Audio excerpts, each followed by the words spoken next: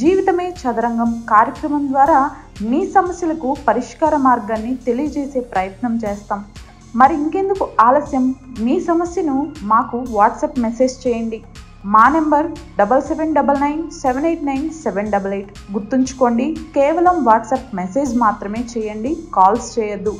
మీ వివరాలు గోప్యంగా ఉంచబడతాయి. మాది మెదక్ మేడం. మెదక్ నుంచి నేను చదువుకోవడానికి హైదరాబాద్ వచ్చాను మేడం. చదువు కంప్లీట్ అయిన తర్వాత నేను జాబ్ చూసుకున్నాను మేడం. జాబ్ చేసుకునే టైంలో ఒక అబ్బాయి నన్ను లవ్ చేస్తున్నాను చెప్పాడు మేడం. సరే సరే ఇష్టపడుతున్నాడు కదా అని నాకు లవ్ అలాంటి ఏమి ఇష్టం ఉండదు మేడం. ఆయన డైరెక్ట్గా మ్యారేజే చేసుకుంటా అని చెప్పాడు.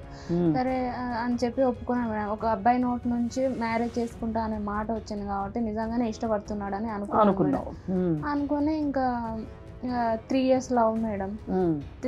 ఇంకా చాలా క్లోజ్గా అయిపోయినా మేడం. తర్వాత వాళ్ళ అక్కని పరిచయం చేశాడు మేడం. ఇక వాళ్ళ అక్క నాకు ఇక అంత మనోళ్ళే అని అనుకుంటాం కదా మేడం మనం. వాళ్ళ అక్కతో ఇంకా చాలా క్లోజ్ అయిపోయింది మేడం. చాలా క్లోజ్ అయినాక నేను వాళ్ళ అక్కతో నా మ్యాటర్ మొత్తం చెప్పాను మేడం. నా లైఫ్ గురించి మొత్తం చెప్పేశాను తనకి. నాకు గతంలో ఇట్లా 2 లవ్ స్టోరీలు బ్రేకప్స్ అయ్యాయి. నేను 10th ఇంటర్లో ఉన్నప్పుడు బ్రేకప్స్ అయ్యాయి. వాళ్ళు అందరూ నన్ను మోసం చేశారు. మోసం చేసిన తర్వాత 3వ వ్యక్తి మీ తమ్ముడు నన్ను కలిశాడు. నన్ను చాలా ఇష్టపడుతున్నానని చెప్పకుండా నేను డైరెక్ట్ మ్యారేజ్ చేసుకుంటానని అని చెప్పాడు. అంటే ఇంతకంటే మంచి అబ్బాయి ఇంకెక్కడ ఉండడం నేను అట్లా ఫీల్ అయిపోయి ఇది ట్రూ లవ్ అని అనుకున్నాను. కానీ ఈ ఇద్దరు తర్వాత ఒక మంచి మనిషి తగిలాడంటే మీ తమ్ముడే అని వాళ్ళ అక్కకి చెప్పాను మేడం. ఆ అబ్బాయికి నేను ఫోన్ చేస్తుంటే ఫోన్ లిఫ్ట్ చేయట్లేదు మేడం. చాలా అవాయిడ్ చేస్తున్నాడు. ఎందుకు ఇట్లా అవాయిడ్ చేస్తున్నాడు అని చెప్పి మళ్ళీ కాల్ చేస్తే ఇంకా అవాయిడ్ చేస్తున్నాడు. ఫోన్ లిఫ్ట్ చేయట్లేదు. ఇప్పుడు ఒక 50 సార్లు అలా చేస్తే ఒక 2-3 సార్లు లిఫ్ట్ చేస్తున్నాడు. లిఫ్ట్ చేసి ఏంటి అది ఇది అని చెప్పి ఎమ్మటే కట్ చేసేస్తున్నాడు, అవాయిడ్ చేస్తున్నాడు మేడం. వాళ్ళ సిస్టరే చెప్పింది అని ఇతను చెప్పాడు క్లియర్గా.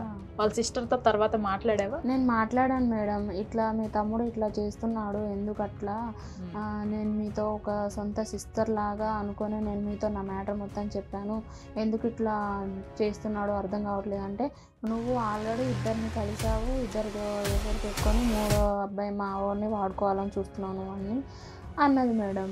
నా పేరు ప్రసన్న అండి. నేను ట్రీ మీడియా ఛానల్ నుంచి కాల్ చేస్తున్నాను. మీకు లత తెలుసా? తెలుసండి. లత ఇప్పుడు మా స్టూడియోలోనే ఉన్నారు. అసలు ఎందుకు మీ తమ్ముడు అమ్మాయిని పెళ్లి చేసుకుంటానని మీరు మిమ్మల్ని పరిచయం చేసిన తర్వాతే ఆ అమ్మాయిని అవాయిడ్ చేస్తున్నాడు అని చెప్తుంది ఆ అమ్మాయి. తమ్ముడికి నేను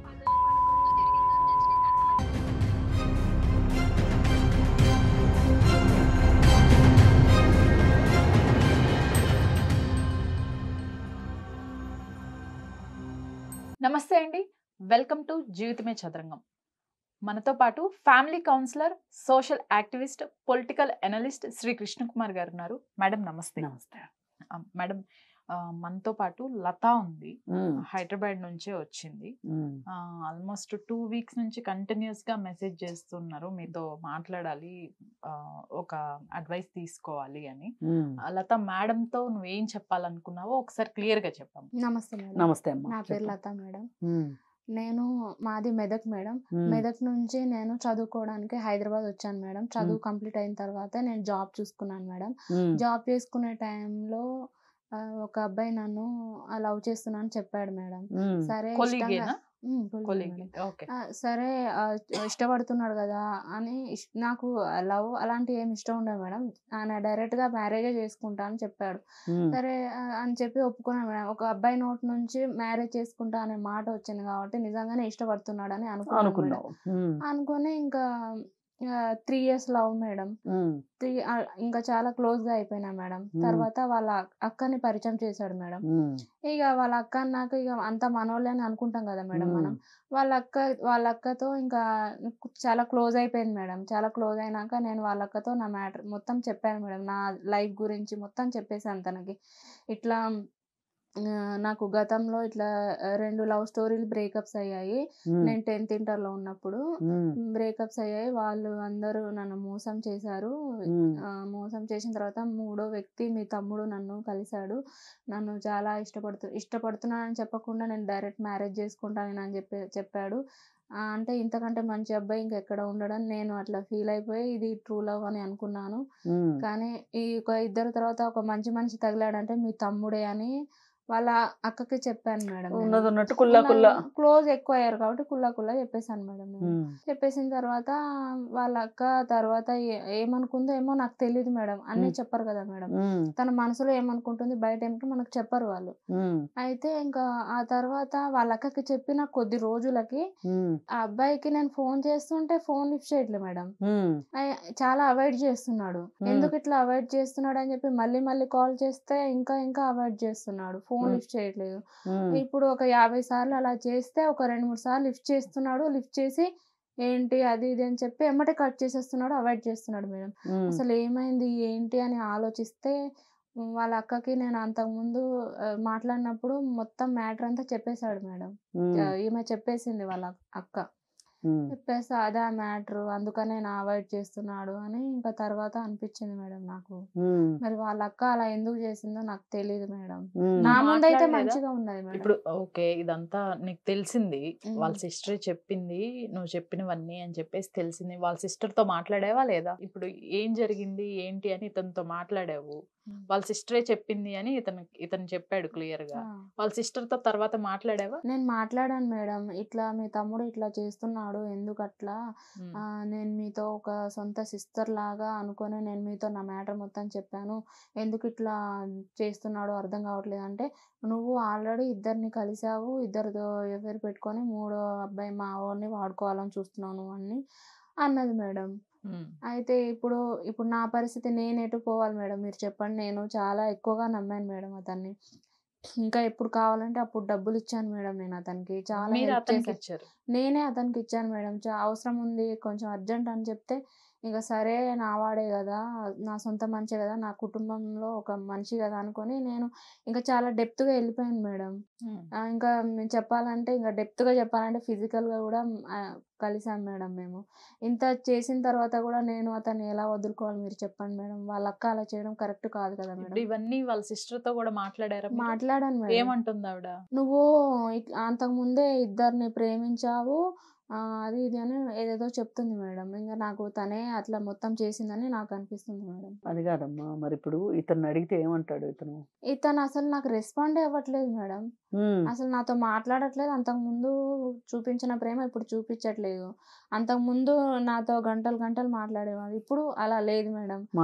వాళ్ళ అక్కతో నేను ఎప్పుడైతే ఆ విషయం చర్చించానో అప్పటి నుంచి చాలా అవాయిడ్ చేస్తున్నాడు మేడం. అందుకనే నాకు ఈ డౌట్ వచ్చింది. వాళ్ళ అక్కతో నేను ఎప్పుడైతే చెప్పానో అప్పటి నుంచి ఇతను అవాయిడ్ చేసి. ఇప్పుడు సరేనమ్మా, వాళ్ళ అక్కతో నువ్వు అన్నీ చెప్పానని చెప్తున్నావు.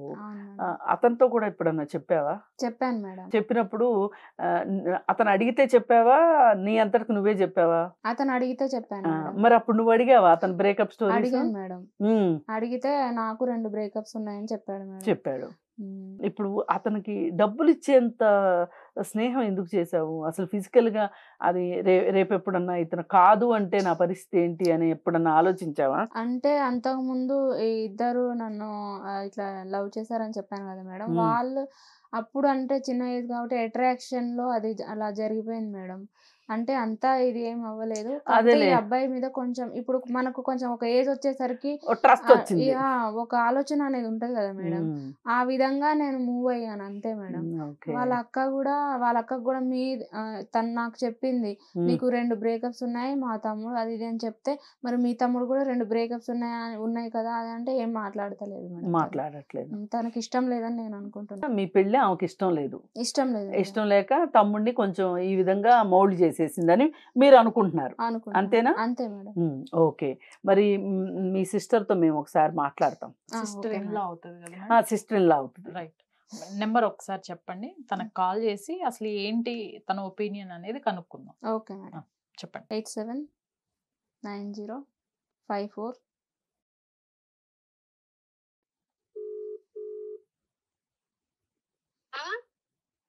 హలో, శృతి మాట్లాడుతున్నారా? అవునండి, ఎవరు? నా పేరు ప్రసన్న అండి. నేను ట్రీ మీడియా ఛానల్ నుంచి కాల్ చేస్తున్నాను. మీకు లత తెలుసా? తెలుసండి. లత ఇప్పుడు మా స్టూడియోలోనే ఉన్నారు. ఓకే. ఇప్పుడు మీతో మేడం మాట్లాడతారు, ఫ్యామిలీ కౌన్సిలరు. మాకేమీ ప్రాబ్లం లేదు, మేము ఎందుకు మాట్లాడాలి? మాట్లాడండి. ఇప్పుడు లత మీ గురించే చెప్తోంది, మీరే ప్రాబ్లం ఏం క్రియేట్ చెప్తుంది? చేశారని చెప్తోంది. ఏం చెప్తుంది ఏంటి అనేది మేడం క్లియర్ గా అడుగుతారు, ఒకసారి సమాధానం చెప్పండి మీరు. ఇయ్యండి, మాట్లాడతాను. నాకేం భయం ఏంటి? నేను ఏమైనా తప్పు చేశానా? కాదమ్మా, ఒక మాట విను. అసలు ఎందుకు మీ తమ్ముడు అమ్మాయిని పెళ్లి చేసుకుంటానని మీరు మిమ్మల్ని పరిచయం చేసిన తర్వాతే ఆ అమ్మాయిని అవాయిడ్ చేస్తున్నాడు అని చెప్తుంది ఆ అమ్మాయి. ఆ విషయమై మీతో మాట్లాడితే మీరు కూడా అలాగే మాట్లాడారని చెప్తుంది. అసలు ఏం జరిగిందో చెప్పండి మీరు.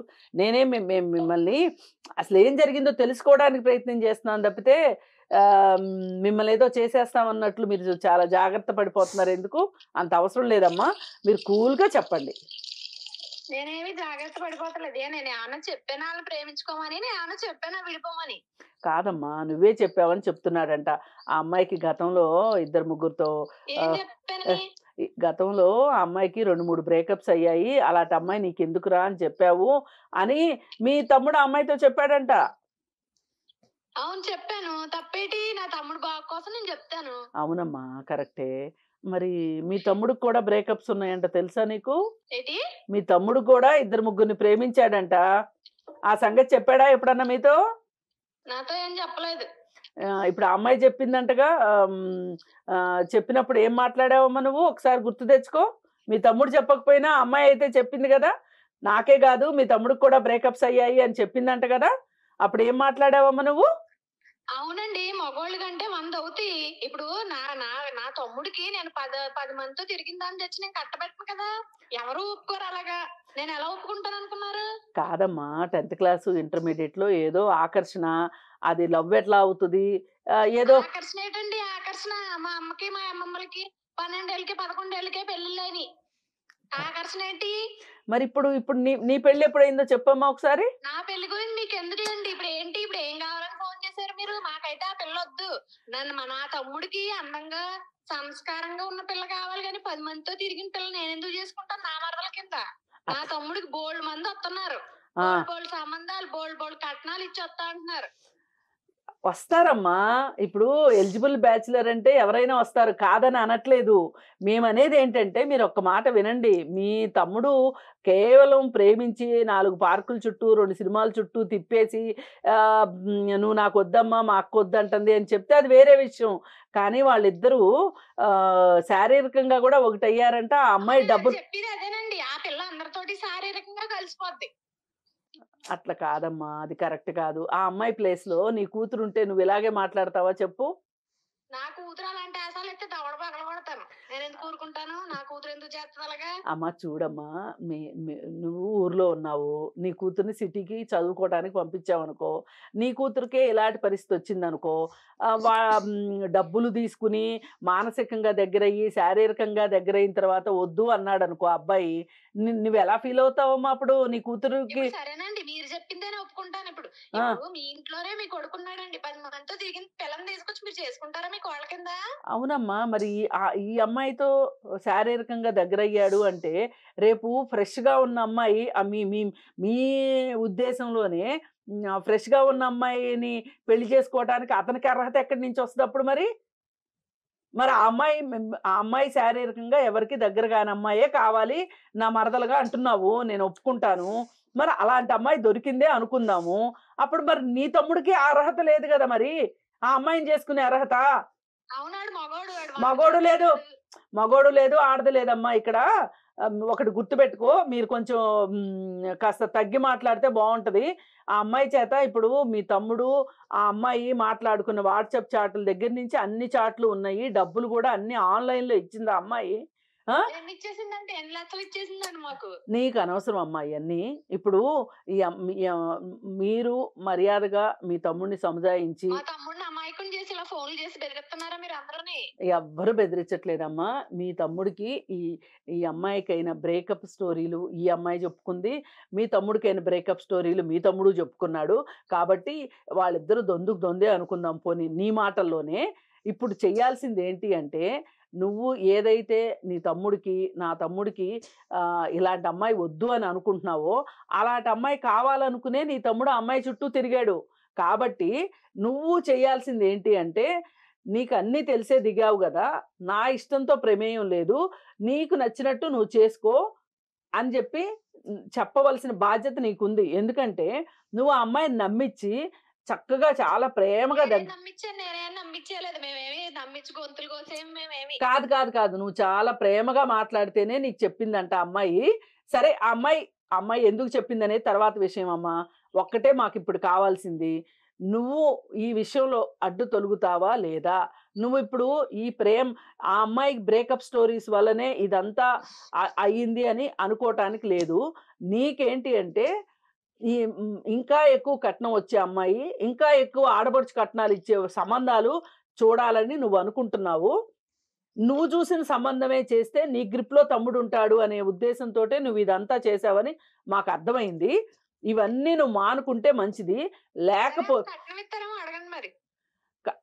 కాదమ్మా, ఆల్రెడీ ఇవ్వాల్సిన కట్నం ఏదో ఇచ్చేసింది. నేను కట్నం అంటూ నన్ను అరెస్ట్ చేస్తారు. కట్నం కాదు, వాళ్ళిద్దరు ఏదో ఫైనాన్షియల్ ట్రాన్సాక్షన్స్ చేసుకున్నారు. నీకు కట్నం కావాలి అంటే గనక నీ తమ్ముడు ఉద్యోగం చేస్తున్నాడు కాబట్టి నీ తమ్ముడు ఏమన్నా ఇచ్చుకుంటాడేమో, మీ తల్లిదండ్రులు ఏమన్నా ఇస్తారేమో కూతురని మీరు చూసుకోండి. కానీ ఇప్పుడు ఈ విషయానికి నువ్వు కాస్త తగ్గి కాస్త మంచి మనసుతో ఆలోచించాలి. ఏమనంటే, ఆ అమ్మాయి ప్లేస్లో నా కూతురే ఉంటే గనక నేను ఎలా అవ్వాలనుకుంటాను అని అనుకుని ఆ అమ్మాయి నీ కూతురు లాంటిదని అనుకుంటే గనక నువ్వు సరిగా ఆలోచిస్తావు. సరే, మీరు పెద్ద ఇంతలా చెప్తున్నారు కాబట్టి, ఏదో మీడియాలు అయ్యి అంటున్నారు కాబట్టి నేను ఒప్పుకుంటాను. రేపు అన్నాడు మళ్ళీ అలాగే చేయదని గ్యారంటీ ఏంటి? వస్తారా మధ్యలోకి? మేము వస్తామా రామనేది కాదమ్మా, అది వాళ్ళిద్దరు భార్యాభర్తల వ్యవహారం అవుతుంది. మీరు ఎంతవరకు ఉండాలి? వాళ్ళిద్దరు సొంత వ్యవహారం. మీ తమ్ముడు ఏమన్నా నోట్లో ఏలు పెడితే కొరకలేనోడు అనుకుంటున్నావా? ఏం నీ అవును, కొరకలేనోడు కాబట్టే 2-3 బ్రేకప్లు అయినాయి. ఈ అమ్మాయిని మానసికంగా ఈ అమ్మాయికి దగ్గరయ్యాడు, శారీరకంగా దగ్గరయ్యాడు, ఆర్థికంగా కూడా అమ్మాయి డబ్బులన్నీ తీసుకుని వాడుకున్నాడు. వాళ్ళిద్దరూ ఒక మాట మీద ఉన్నారు కాబట్టి ఒకళ్ళ డబ్బులు ఒకళ్ళు వాడుకుంటాం తప్పులేదు. కానీ ఇప్పుడు ఆ అమ్మాయిని ఏదో ఒక రీజన్ చెప్పి పక్కకు నెట్టేయడం కరెక్ట్ కాదు. ఇప్పుడు ఆ అమ్మాయి ఒక్క నిమిషం వినమ్మా, వాట్సాప్ చాట్ల దగ్గర నుంచి అన్నీ ఉన్నాయి. పెళ్లి చేసుకుంటాను, అసలు మనకి పెళ్ళి అయిపోయిందని అనుకో అని శారీరకంగా దగ్గరైనట్లు మొత్తం అన్నీ ఉన్నాయమ్మా. ఇవన్నీ తీసుకొని వెళ్ళి ఆ అమ్మాయి పోలీస్ స్టేషన్కి వెళ్ళింది అనుకో, ఈ వ్యవహారం అంతా ఇలా జరగటానికి నువ్వే కారణం అని తెలిసిందనుకో, అంటే ప్రూఫ్లు ఉన్నాయి. మా అక్క చెప్పింది, అలాంటి అమ్మాయి నీకెందుకు రా అని మెసేజ్ పెట్టాడంట మీ తమ్ముడు అమ్మాయికి. అవన్నీ ఉన్నాయి. వీటన్నిటి దృష్ట్యా మీ తమ్ముడికి శిక్ష పడేది కాకుండా నీకు కూడా ఎంతో కొంత శిక్ష పడుతుంది. మరి దానికి నువ్వు సిద్ధమైతే గనక నువ్వు ఇదే మాట మీద ఉండు. ఆ అమ్మాయి సిద్ధపడతాను, మళ్ళీ నేనెందుకు బయటపడాలి? వాళ్ళిద్దరు ఏదో చేసుకుని పెళ్లి కాకముందే మమ్మల్ని అందరినీ ఈదిలో పడేసి, ఆ అమ్మాయి ఏమి ఈదిలో పడేలా, మీరే వీధిలోకి రాగారు. గుర్తుపెట్టుకోండి, ఆ అమ్మాయిని అనొద్దు మీరు. ఆ అమ్మాయిని అనే హక్కు మీకు లేదు. ఆ అమ్మాయి మీ తమ్ముడికి బ్రేకప్స్ ఉన్నట్లే ఆ అమ్మాయి కూడా బ్రేకప్స్ ఉన్నాయి. అవి ప్రేమలు కాదు, అర్థమైందా? అవి ఏవో ఆకర్షణలు. అవి ఆ ప్రేమ అనుకుని భ్రమపడి ఆ అమ్మాయి మీకు చెప్పింది చూసారా, అది ఆ అమ్మాయి చేసిన పొరపాటు. అలాగే మీ తమ్ముడు కూడా అంతే, ఏదో భ్రమ ఆకర్షణకు లోనైన దాన్ని ప్రేమ అనుకున్నాడు. వాళ్ళిద్దరు బాగానే ఉన్నారు. ఎందుకండి మాకు ఎన్ని అక్కలేదు, మాకు పనులు ఉన్నాయి. ఏంటి ఆ పిల్లకి ఇచ్చి పెళ్లి చేయాలి అంతే కదా? అంతే, రమ్మనండి, మా ఇంటికి వచ్చి మాట్లాడమని చెప్పండి. అట్లాగే. కానీ మీరు అక్కడ మళ్ళీ మీ అమ్మాయి ఇట్లా మీ అమ్మాయి అట్లా అని గనక అన్నారు అనుకోండి, ఆ అమ్మాయి ఆత్మగౌరవానికి భంగం కలిగించినట్లుగా మీరు మాట్లాడితే గనక ఆ అమ్మాయి మీ మీద కేసు పెడుతుంది. గుర్తుపెట్టుకోండి. అంతే. మీ అబ్బాయిని కూడా మీ తమ్ముడిని కూడా కుదురుగా ఉండమనండి. ఇంకా ఎఫ్ఐఆర్లు నడిపిస్తాను. అమ్మా, మరి ఎందుకమ్మా మీ తమ్ముడికి అన్ని బ్రేకప్లు అయినాయి? మీ తమ్ముడే చెప్పాడమ్మా అన్ని. చూడమ్మా, ఇదివరకటి రోజుల్లో ఎదురు బదురు కూర్చుని మాట్లాడుకునేవాళ్ళు మనుషులు. పార్కుల్లో కూర్చునో లేకపోతే హోటల్స్లో కూర్చోనో కాఫీ తాగుతాను, టీ తాగుతాను. ఇప్పుడు కబుర్లన్నీ వాట్సాప్ చాట్లే.